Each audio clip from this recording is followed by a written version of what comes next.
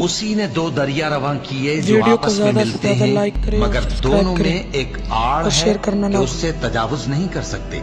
तो तुम अपने परवरदिगार की कौन कौन सी नेमत को झुटलाओगे? उन दोनों दरियाओं से मोती और मूंगे निकलते हैं, तो तुम अपने परवरदिगार की कौन कौन सी नेमत को झुटलाओगे?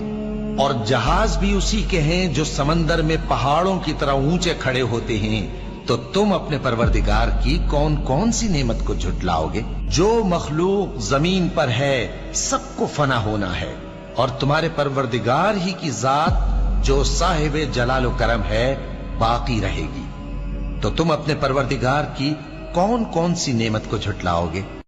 उसी ने दो दरिया रवां किए जो आपस में मिलते हैं, मगर दोनों में एक आड़ है कि उससे तजावुज नहीं कर सकते।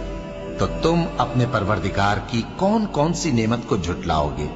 उन दोनों दरियाओं से मोती और मूंगे निकलते हैं, तो तुम अपने परवरदिगार की कौन कौन सी नेमत को झुटलाओगे?